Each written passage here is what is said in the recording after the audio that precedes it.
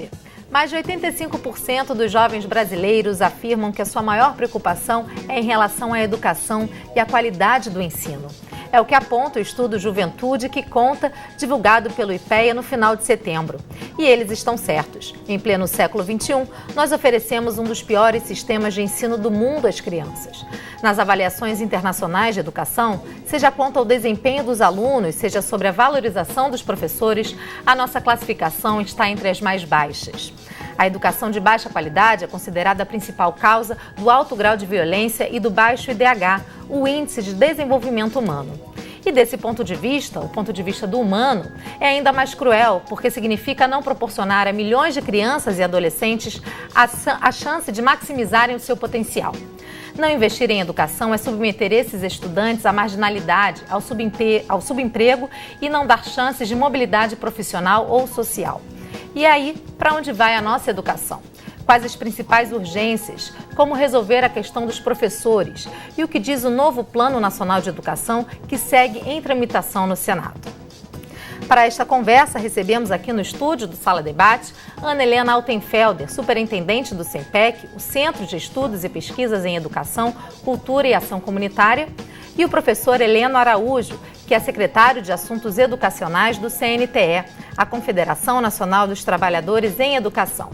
E pela internet, vamos contar também com a participação do professor Júlio Furtado, consultor em educação e reitor da UniAbel, o Centro Universitário de Belford Roxo, aqui do Rio de Janeiro, e também com Sérgio Roberto Arruda, que é diretor regional do Senai de Santa Catarina. E você em casa, como sempre, pode participar através do Twitter ou do Facebook, nos perfis do Canal Futura. Envie já as suas perguntas e os seus comentários. Os endereços estão aí na sua tela. Boa noite, Ana Helena. Boa noite, professor Heleno. Eu queria começar perguntando para você, Heleno, qual é a situação atual das greves dos professores no país? A gente pode dar um panorama atual desses movimentos? Sim, boa noite a todos.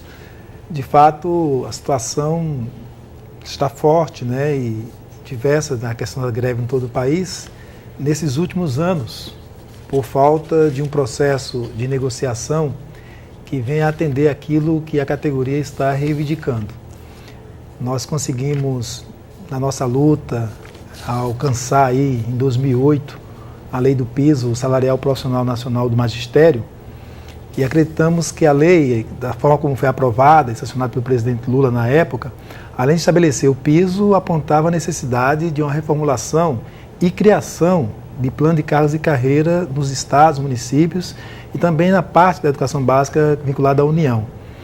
Isso criou uma expectativa muito grande para a categoria, porque você tinha uma referência de piso a ser estabelecido num país que paga muito ruim aos seus professores, e criou a perspectiva de, na reformulação do plano de cargos e carreira, você valorizar a perspectiva do curso de licenciatura, né, do pós-graduação.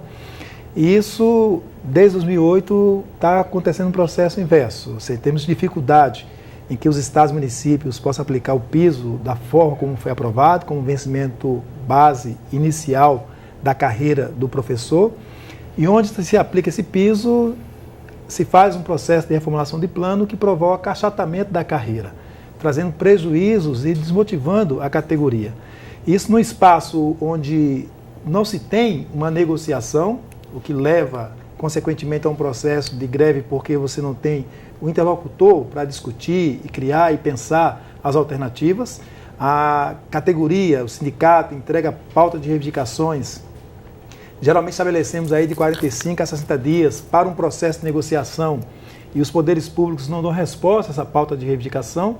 Então nós insistimos nessa intervenção e não tem resposta. E, geralmente, a boa parte dessas greves acontece por falta de resposta à pauta de reivindicações. Quando vai na parte de conteúdo, é na forma como está colocado, ou seja, não há o diálogo, há uma imposição na proposta colocada pelo Poder Executivo, e nessa imposição cria o conflito, cria impasse, porque você não tem ambiente para discutir e construir, né, de forma negociada. Uhum. Agora, Ana Helena, qual a sua opinião, então, em relação a essas reivindicações? A gente tem aí, por exemplo, aqui no Rio de Janeiro, 2 meses de paralisação. A gente tem... Como é que a gente pode aliar, por exemplo, a situação dos professores com a necessidade dos alunos, né, que estão aí 2 meses sem aulas? É possível repor, por exemplo, essas aulas no início do ano que vem? Como é que você vê essa situação?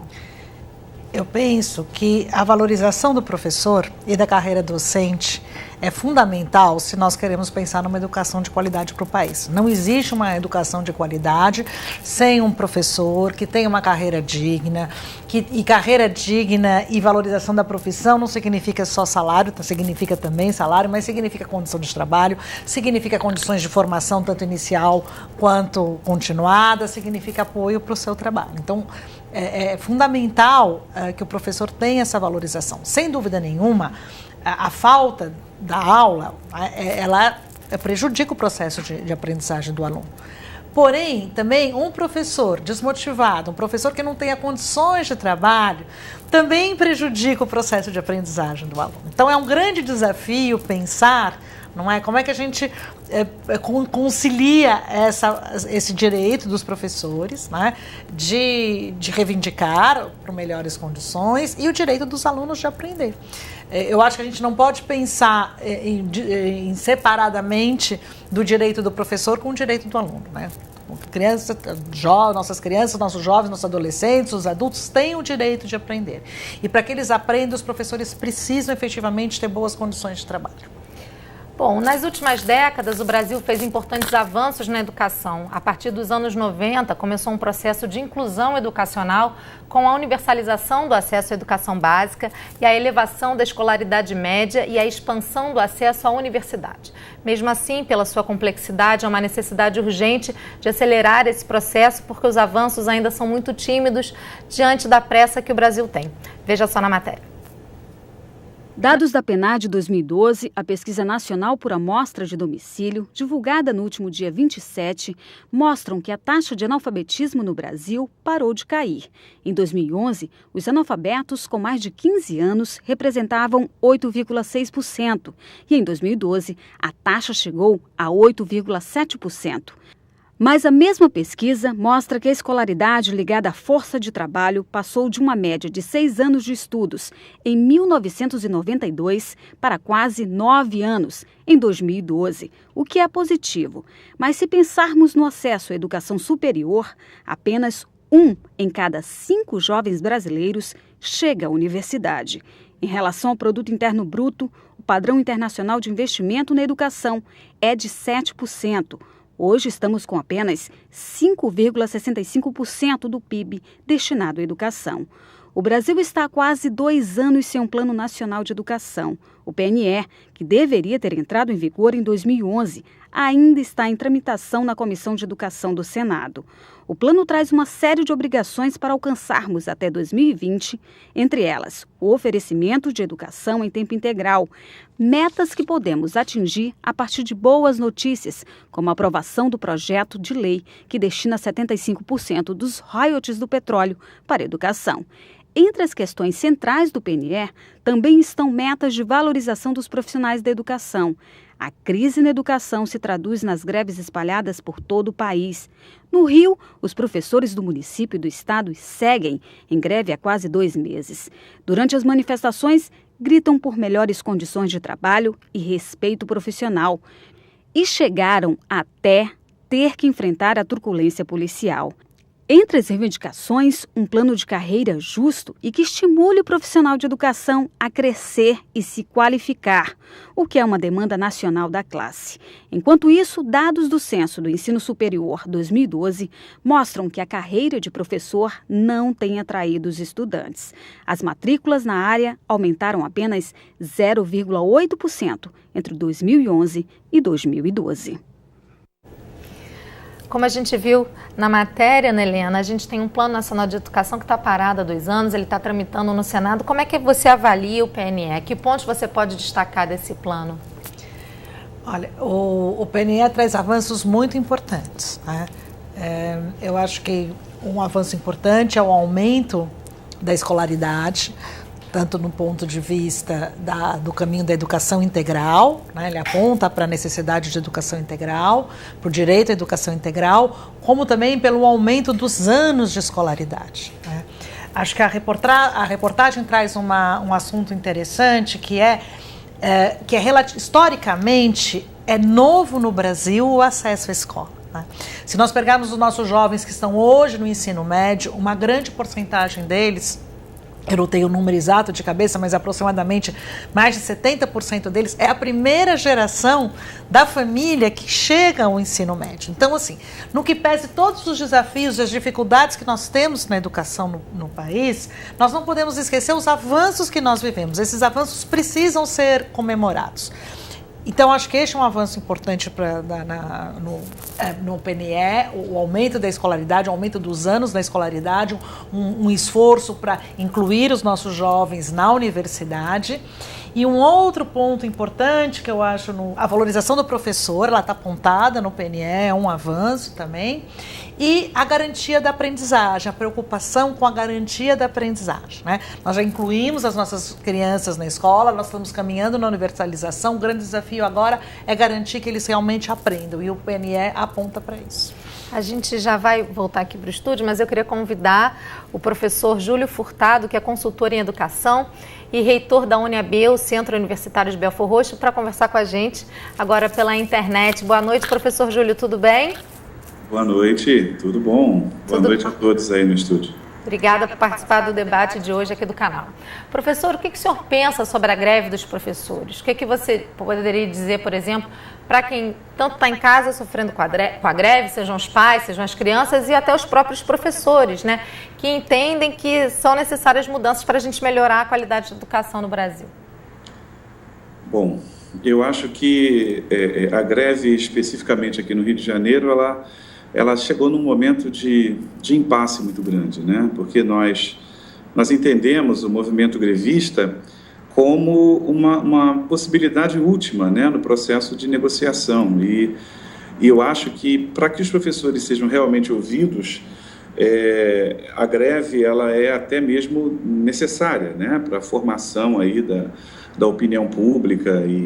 Mas o que a gente assiste hoje é um processo muito perigoso, porque, na verdade, a possibilidade de manipulação é muito grande, né? Então, os professores aqui do Rio, eles se encontram exatamente nesse ponto, né, de talvez dosar o processo da greve com esse processo da negociação. É verdade que essa negociação fora da linguagem da greve, ela é uma negociação muito difícil, né? Ou seja, a gente observa aí o não cumprimento dos prazos, realmente as tentativas de pautas de negociação que são ignoradas e muito em função de influências político-partidárias, muitas vezes.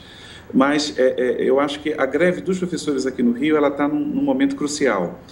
Num momento crucial para lidar exatamente com essa sua fragilidade, né? Primeiro, em função da manipulação da opinião pública, eu acho que esse momento é um momento muito sério nesse sentido, né? Especificamente, o plano de carreira aprovado é um plano de carreira que sabemos, né, abrange 7% dos professores hoje, né? Ele não cumpre a função de um plano de carreira, que é garantir uma remuneração e um futuro de remuneração para todos os integrantes da classe, né? E por causa do processo que vem acontecendo, a questão do apoio popular entra num momento muito crítico, né?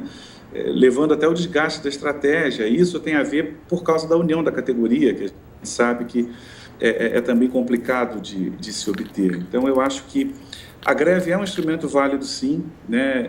É um instrumento válido para se ter voz mais alta, é um instrumento válido para se ter uma discussão mais levada a sério, mas ela pode ser um instrumento muito perigoso na medida em que esse imaginário social ainda é muito dominado pelos meios de comunicação de massa, e o processo de manipulação é um processo muito perigoso. Eu acho que os professores do Rio estão num momento muito importante desse seu movimento, e que é preciso agora começar a fazer o exercício da dosagem mesmo, para que o diálogo possa ser restabelecido, né? Talvez utilizar essa pressão para o restabelecimento do diálogo.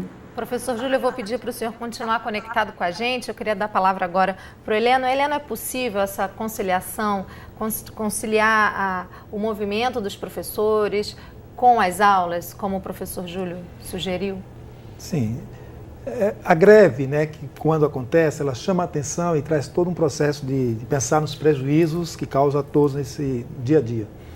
Mas a própria matéria mostrou que o prejuízo no processo da educação ele é permanente. Você tem, nesses últimos anos, o aumento do tempo de anos de estudos, mas muitos acontecendo por falta de aprovação automática, né, você dando possibilidade de aumentar. Quando vai na relação de próprio emprego, né, quanto mais anos de estudo, você tem um alto índice de desemprego nesse processo. A matéria aponta, e nós afirmamos isso, né, que a questão não é só o salário, você tem que ter as condições de trabalho para que no dia a dia possa atuar de forma correta. E a forma como os governos tratam esse processo da negociação, do diálogo, é complicado. Você foi colocado aqui para o Rio de Janeiro que era necessário, o sindicato estava disposto a negociar. Mas com o projeto tramitando na Câmara não é possível. Você, além do Poder Executivo enviar o projeto, ainda envia com um regime de urgência. Então deixa na pressão, né, do processo de negociação que é difícil. E a exigência do sindicato era retira o projeto e vamos negociar e vamos conversar. Até porque para discutir uma política perversa que o Rio de Janeiro está aplicando e vários estados também, que é essa bonificação.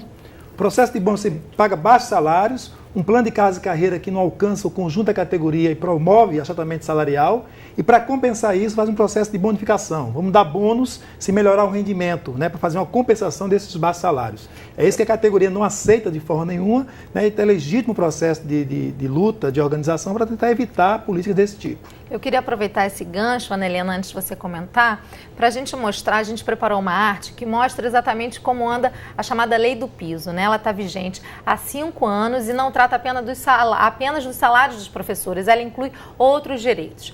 Vamos mostrar agora um levantamento recente, publicado no jornal Folha de São Paulo, sobre as capitais brasileiras que não cumprem essa lei, a Lei do Piso. Ó, como a gente vê aí, as capitais brasileiras que não seguem a Lei do Piso, por exemplo, Macapá não paga o valor mínimo de R$ 1.567. O valor pago em Macapá é de R$ 1.345 mensais, R$ 222 a menos em relação ao piso. Outras 11 capitais brasileiras não oferecem aos professores da rede pública o tempo livre de 1/3 do período de trabalho fora das aulas. Por exemplo, são elas Belém, Campo Grande, Cuiabá, Florianópolis, Maceió, Manaus, Natal, Recife, Salvador, São Paulo e Vitória. Ana Helena, essa é uma situação complicada, né? Como é que você pode avaliar esse não cumprimento de uma lei, né? Eu acho que o não cumprimento da lei mostra que, embora o discurso seja que a educação é uma prioridade no país, de fato ela não é, na verdade. É muito preocupante este não cumprimento com a lei e esse desrespeito ao direito dos professores e ao direito dos alunos de terem professores bem remunerados e com condição de trabalho. Que, como você dizia, uma coisa está ligada à outra, absolutamente né? atrelada na outra, né? Uma das questões apontadas é o tempo de preparo da aula do professor, que é um tempo necessário, né? Atividade docente, ela é uma atividade de fazer e de saber, de reflexão. Ela envolve a ação e a reflexão. Então, esse tempo de preparo das aulas, ela é um tempo de reflexão que vai subsidiar a prática. Ela vai dar condições que o professor possa ensinar mais e melhor seus alunos. É um instrumento de trabalho, não é um privilégio para o professor. Ela é uma necessidade para que a gente garanta a aprendizagem dos meninos e das meninas. E essa foi uma conquista que está sendo combatida desde o princípio pelos governadores, né? Por que é tão difícil cumprir? Por que os municípios não conseguem aplicar corretamente essa lei, Helena? Falta de transparência na utilização dos recursos públicos e de deixar claro para a população exatamente qual o quantitativo de profissionais que ele tem, qual a folha. Se pegar a lei do piso, ela define um valor que não foi bem aplicado porque o MEC atrapalhou na sua interpretação, a hora atividades para definir o tempo de preparação, e que foi combatida no Supremo Tribunal Federal logo no início por 5 governadores, depois mais 6 governadores, e agora estão se juntando para tentar alterar de novo a própria lei, o que traz um prejuízo enorme, porque fica um discurso de valorizar a educação, de valorizar os profissionais, na verdade combatendo aquele instrumento que era importante para o processo, né, da sua aplicação. No próprio conjunto da lei, nós definimos que o Estado e o município que não puder pagar o piso, né, terá que provar. Então, provar significa essa falta de controle e transparência. Ele vai ter que mostrar a folha de salário que tem, os recursos recebidos 25% e verificar se pode, de fato, não pagar o piso. E para isso tem que passar isso para o Ministério da Educação, que os técnicos vão ter que verificar esse processo. Então essa falta de transparência, porque uma folha que muitas vezes é inchada com trabalhadores que não são da educação, não estão lá e estão utilizando o pagamento dessa folha. Por isso, não tendo essa transparência, não se faz o pedido de complementação do piso. E aí, simplesmente, isso não vou cumprir porque não tem recurso, né, e não mostra porque não tem recursos. Eu queria chamar de novo o professor Júlio. Professor, o senhor acompanhou aí os nossos dados. Na sua opinião, por que é tão difícil, então, cumprir essa lei? E os municípios que alegam que não tem verba, o que eles podem fazer? Qual seria uma saída, na sua opinião? Bom, é fato que alguns municípios realmente, para acompanhar o que está escrito, né, no artigo 5º da Lei 11.738, eles muitas vezes têm que fazer um malabarismo grande com seus orçamentos, isso já está altamente provado. Concordo que vai ser necessária uma reestruturação, talvez, desse artigo 5º, levando em consideração que esse salário ele não pode crescer na mesma proporção que aumentam os fundos de manutenção e desenvolvimento da educação básica, né, o Fundeb.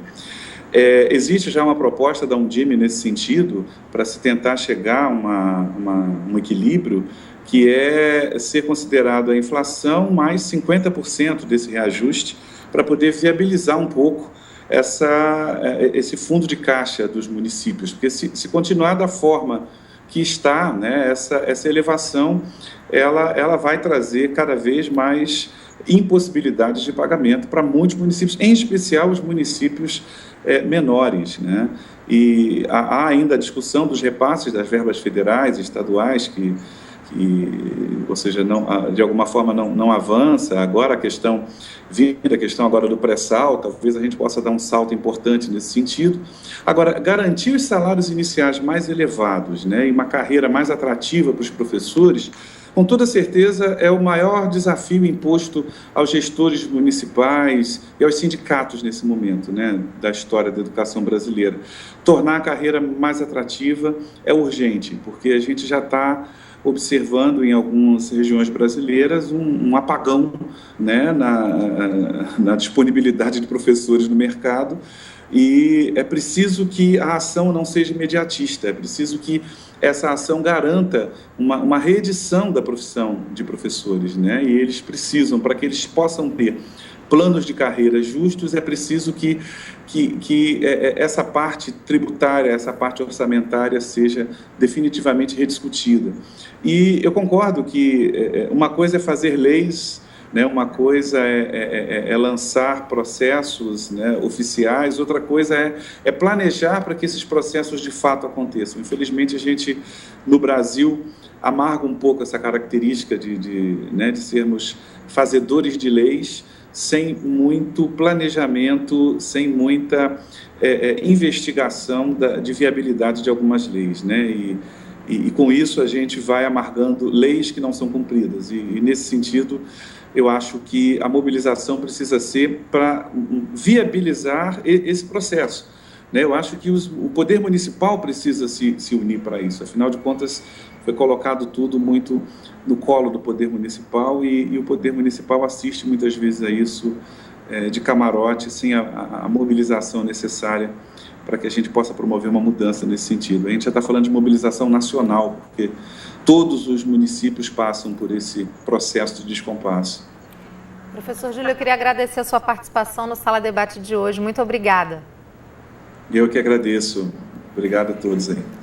Como o professor colocou, Heleno, e como a gente viu no nosso VT também, a profissão de educador, de professor no Brasil, ela está sendo desvalorizada e cada vez menos jovens procuram a profissão na área da educação, né? Procuram um futuro como professores. Exato. Como tornar essa profissão mais atrativa? O professor lembrou bem, né? Na educação, você também, como outras áreas, tem que planejar as ações, não pode ser nada imediato. Então nós estamos com um Plano Nacional de Educação que está tramitando no Congresso Nacional, cuja sua meta 17 fala de, nos próximos anos, equiparar o salário médio do professor a outros profissionais com a mesma formação, que hoje nós recebemos apenas 60% dessa média salarial. E, contra isso, tem a atuação de governadores que querem a aprovação de um projeto de lei que está no Congresso Nacional, onde o reajuste do piso fica apenas pelo INPC, apenas pela inflação. Então não dá para você casar uma coisa com a outra. Se você faz um planejamento de alcançar, de ampliar essa média nos próximos 10 anos, você tem que garantir um processo de reajuste salarial que seja diferenciado de outras categorias, que tenha a inflação, mas também ganho real sobre esse piso, para poder você alcançar essa média estabelecida no plano. Então esse é um elemento colocado, já que um plano com 20 metas, dentro das 20 metas, 4 são destinadas à questão da valorização profissional, 2 tratando da formação, 1 tratando do piso, outra tratando da carreira. Então, esse planejamento que precisa o país fazer, pensar e colocar em prática. O Plano Nacional passado, de 2001 a 2010, não foi colocado em prática porque a parte do financiamento sofreu o veto do presidente para chegar a 7%, né, que é essa média mundial, foi veto nesse processo e não teve desdobramento